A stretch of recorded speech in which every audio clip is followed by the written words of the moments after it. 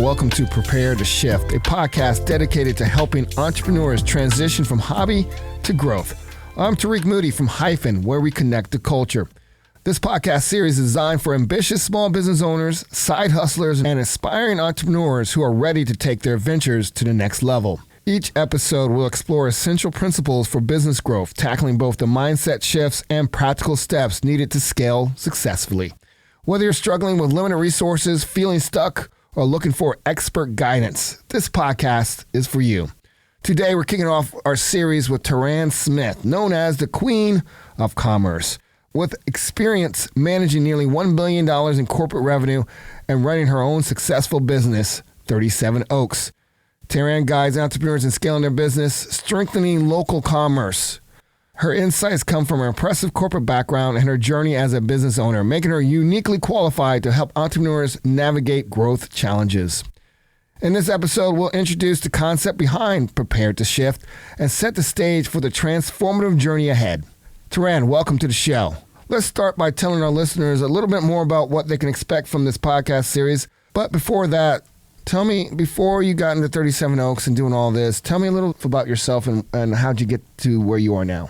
Awesome. Well, thank you for having me, and I'm really excited to be here. So before I started 37 Oaks, I had spent a couple decades as a national buyer for some of the larger retailers that we have in the United States. So if you're familiar with what a buyer does, really what they're doing is they're responsible for connecting the product to the customer in a very profitable way. So when you walk into a Target and you pick up some Crest toothpaste, there is someone behind that Crest toothpaste that's saying, this is the price, this is how we market it, this is how the logistics go, the cost of goods, everything behind it. So that's really where I started off my professional career, was in corporate retail. So I did that for a couple years, and I know we'll get into it as we go. But after that, I decided to take that leap into entrepreneurship.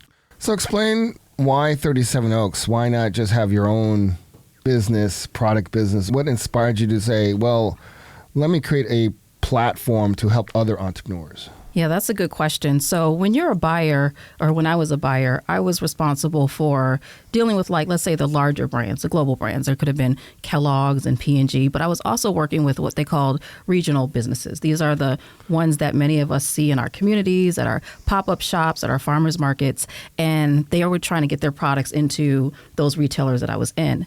And the interesting thing was the big guys, they don't really need a lot of help because they have a marketing department, they have a finance department, they have deep pockets. So they have all the resources to get their products out there in the market. But our entrepreneurs didn't.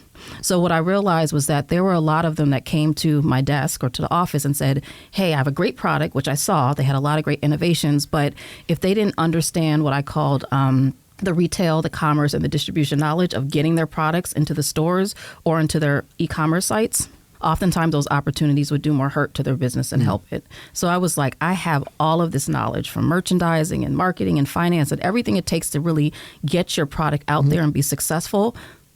How can I help these businesses, especially Black-owned, brown-owned, women-owned businesses? How can I help them succeed? And how can I take all of my knowledge and service them? And that's really where the genesis of 37 Oaks came about. So explain exactly what is 37 Oaks, what it is, and what does it do for entrepreneurs? So 37 Oaks is basically an education company. So we're educating, preparing, and developing business owners that have a physical product, and we're helping them to grow into either e-commerce, a storefront, pop-ups, or wholesale. So it's all about giving them that retail, that distribution, that marketing kind of knowledge that they need to do that successfully. And these are talking about business owners that are in the very early stages. So again, the ones we see at our farmers markets or pop-ups, and we're trying to help them grow and scale so that they can be successful. You also wrote a book called Prepare to Shift, which is kind of the basis of this podcast. I thought it would be great to step back here.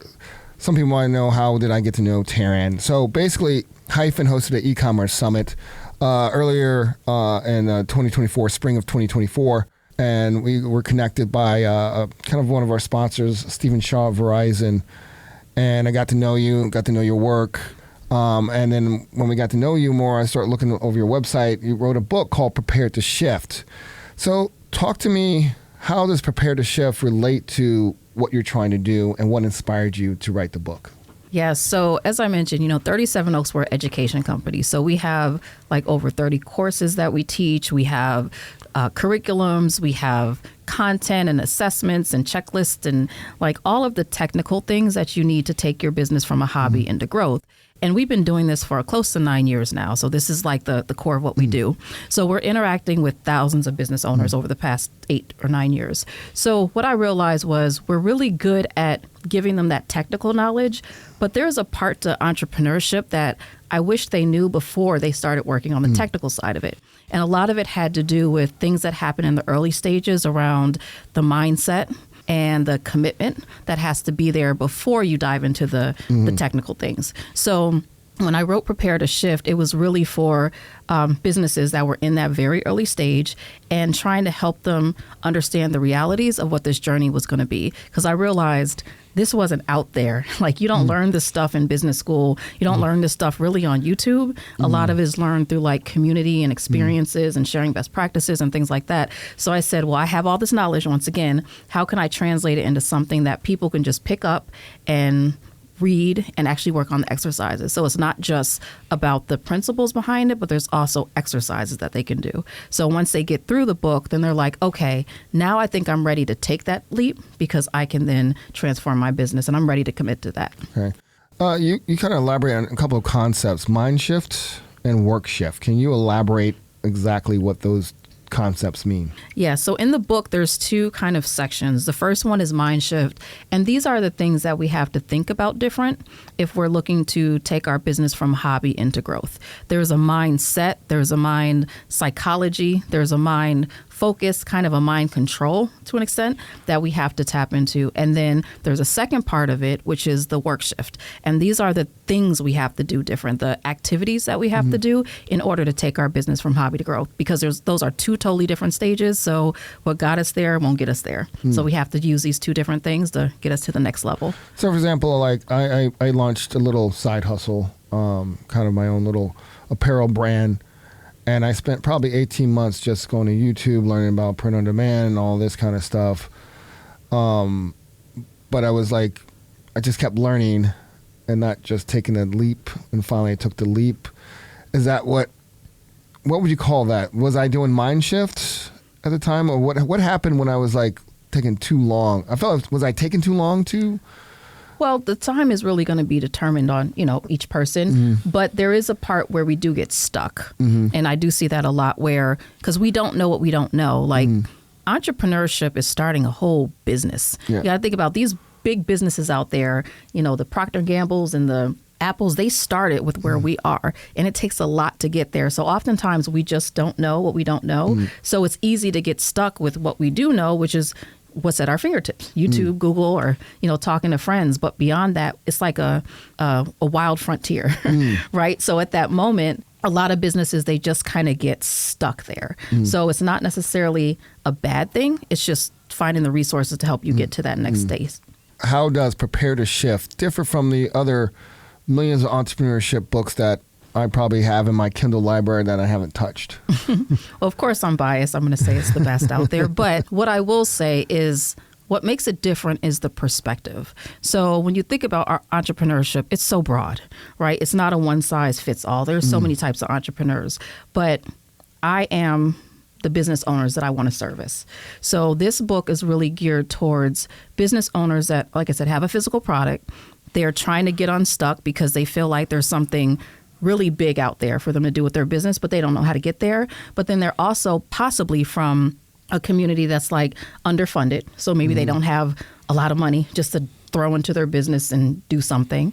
They may be under-resourced, so it's not just money, but they may not have like the support or the time to really do everything that they want to. And maybe their network isn't vast. Maybe they don't have the network of people that they can call and talk to. So this is really coming from that perspective of someone who started their business at the space that I did, where it's like you don't really have a lot of the typical things that they say you may have like in business school, right? They kind of assume like you have these things, and we often don't. So it doesn't mean that you don't have a great talent, or it doesn't mean that you don't have a gift to give to others. It's just, how do you then cultivate it? How do you then optimize it? So that's really what this book is about. And in addition to that, it's the exercises. So we talk about the principles, but we want to help you actually apply it so you can move forward. I know I hear a lot about this. There was a meme, I can't remember who did it, like, because you have an LLC doesn't mean you're a business. So what are some common misconceptions about entrepreneurship that you address in your book? I think one of the biggest things is that, the good thing about technology and just the times we're in is that it kind of democratizes, I think is probably the best word, entrepreneurship. Like, it makes it accessible to everyone. Like, everyone can start a business. They can open an e-commerce site.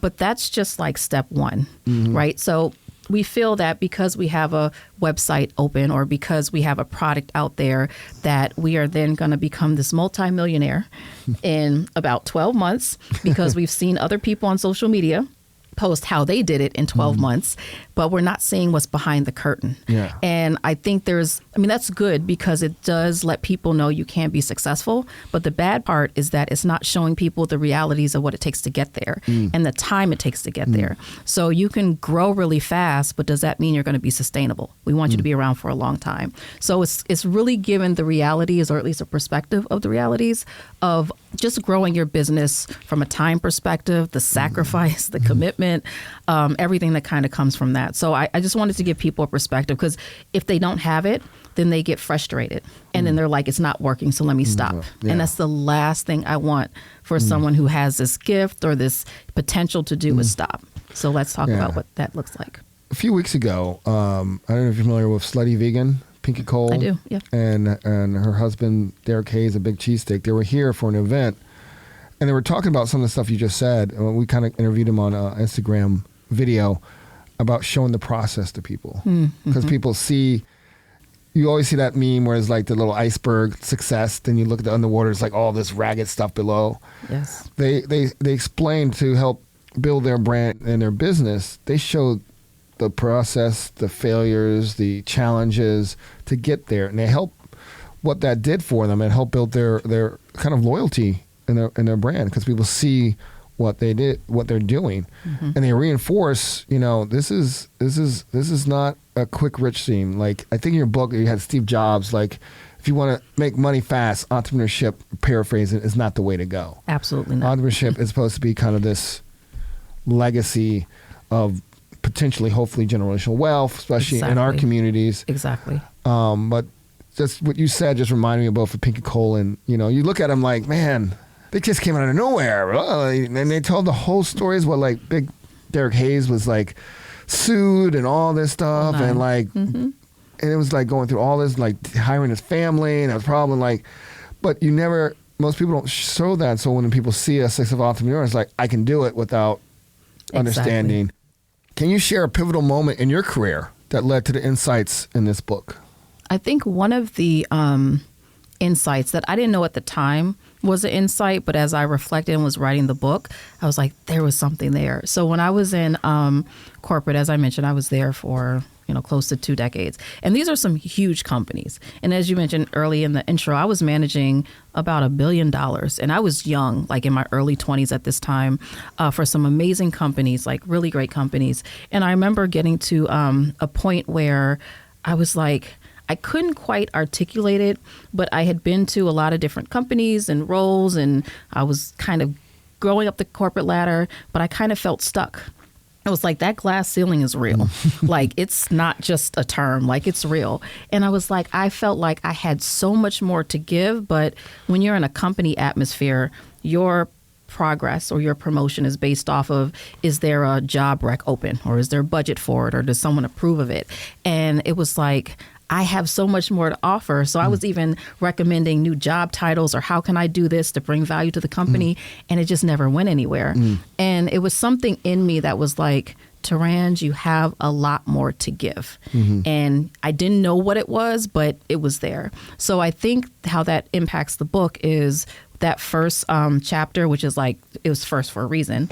It's bigger than you, is kind of tapping into how I feel like all of us have this gift, whatever the gift is. All of us have this gift, and some of us may want to monetize it into an entrepreneurial venture, and some may not. But the ones that do, it's like, how can I help them find out and understand what that thing is, right? How do I help them optimize it and get the most out of it into a business? Because that's where I feel like the value is in the market, but also to the entrepreneur. So it's that feeling that I think a lot of us have, and we're like, how do we translate that to a business? I want to talk about Hyphen is a platform committed to the Black community. And, entrepreneurship is hard no matter what you are, white, Black, Asian. But there's reports and studies that say it's harder for Black and brown, and more importantly, harder for Black women. Can you explain why is that, and what are the challenges that Black women and Black people face that other entrepreneurs don't have to face? Yes, absolutely. It kind of goes back to the audience that I said that this book is written towards, because I went to school. I went to undergrad, graduate. I majored in business, but I didn't have the funding to start my business. I didn't grow up around people that were entrepreneurs to the point where they were at that level of success that I could go back and say, wow, this is a roadmap I can follow. There weren't a lot of entrepreneurs around me that were successful either, like just in my community. I was a single mom. I was tired. I was recently divorced. Like, we can totally go into all of that. But the point is, a lot of what I went through tends to be the profile of a lot of the women, Black and brown entrepreneurs that I work with are. So we typically, as a culture, do not have that access, whether it's the funding, to resources, to networks, to time. I mean, time is an asset that it's a luxury in some cases. So it's trying to balance all those things, plus realize you have this gift or this business and you're trying to optimize it, but you don't have the roadmap to do it. So that's really what disproportionately impacts our community. And following up on that, on the challenges, those kind of challenges lead to kind of mental health issues. What role does mental health play in entrepreneurship, and how does your book address this?